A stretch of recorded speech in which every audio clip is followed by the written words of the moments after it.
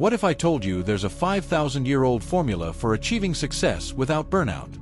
A way to make money, build your career, even trade in the stock market, without the anxiety and stress that comes with it? Today, we're diving into Chapter 5 of the Bhagavad Gita as it is by Srila Prabhupada.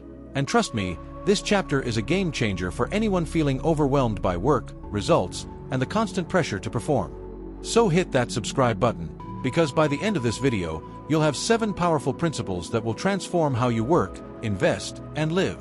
Lesson 1. Shloka 5.2 says something radical. Both renunciation, sannyasa, and work in devotion, karma yoga, lead to the same destination. Remember, Krishna himself didn't renounce the world. He was a king, a statesman, a warrior on the battlefield. Yet he was perfectly transcendental. Meanwhile, Arjuna initially wanted to renounce fighting and become a beggar, but Krishna told him that would be false renunciation based on attachment and fear. A software engineer meditating at home thinking about career anxiety is less renounced than a CEO running a billion-dollar company with complete detachment from success or failure. Practical tip: you don't have to quit your job to be spiritual. The person working with detachment is more advanced than the person who quits but still thinks about money all day. Action step: this week, before starting work, tell yourself, I'll give my 100%, but the result is not in my hands. Lesson 2. The identity shift. I am not the doer. This is powerful. Shlokas 5.8 to 9 teach us that the wise person thinks, I do nothing at all.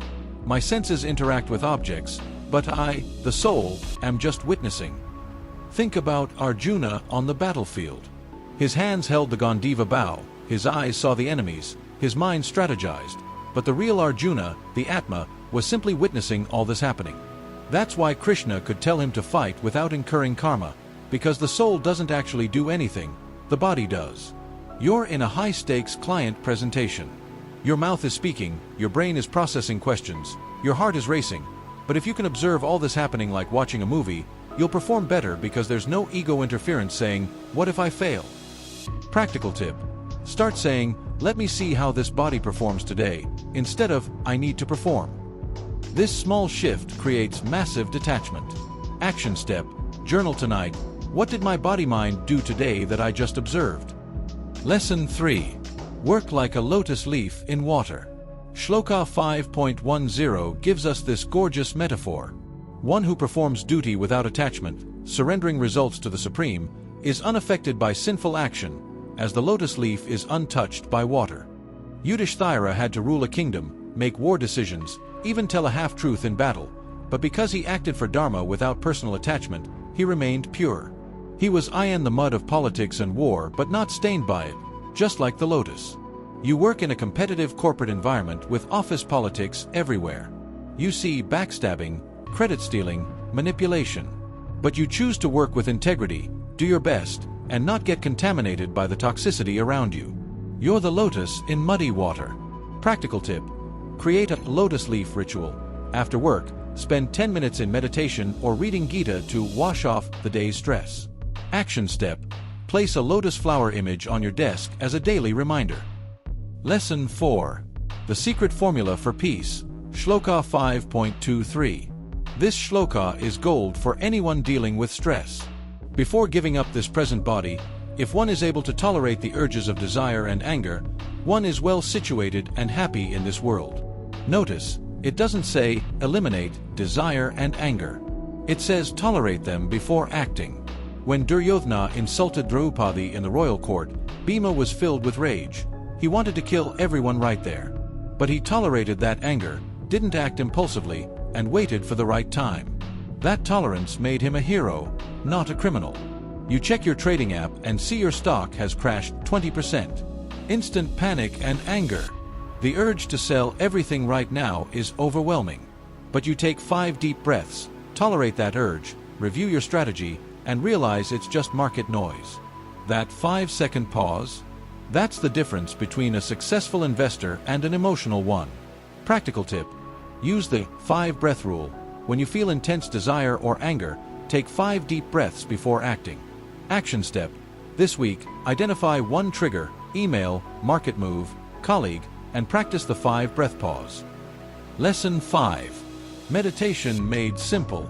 Shlokas 27 to 28 give us a practical meditation technique. Shut out external sense objects. Focus eyes between the eyebrows. Regulate breathing.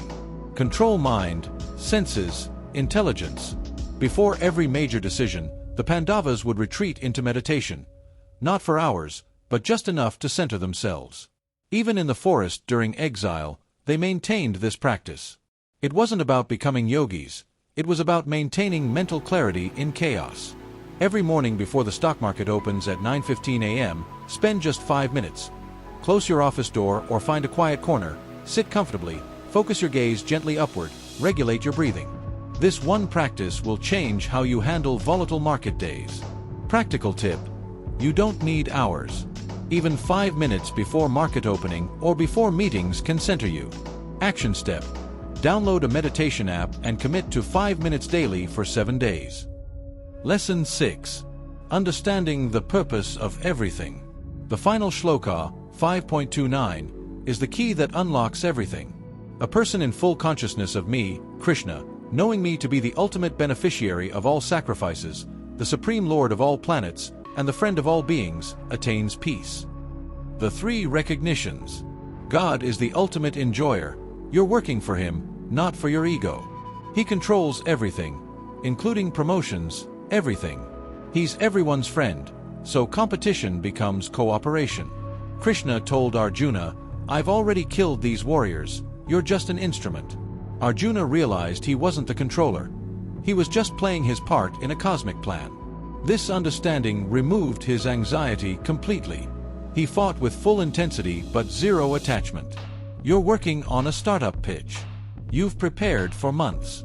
But you go in thinking, if this company is meant to succeed according to the cosmic plan, it will. I'm just doing my part with full sincerity. Paradoxically, this mindset makes you perform better because there's no desperate energy, just confident execution. Practical tip: before important decisions, think, what would be the dharmic action here, regardless of outcome? Action step: create a surrender statement. I work intelligently, but I surrender the results to the Supreme. Lesson 7. The bridge between knowledge and action. Chapter 5 is the bridge. It says, don't just think about spirituality, Chapter 4's knowledge. Don't just act mechanically, Chapter 3's duty. Combine wisdom with action equals karma yoga. The entire Gita was spoken on a battlefield, not in a temple. Krishna didn't ask Arjuna to go meditate in a cave. He said, take this knowledge and apply it in action, right here, right now. Read the Gita, knowledge, apply it at work, action, stay detached, yoga. That's the trifecta of success without stress.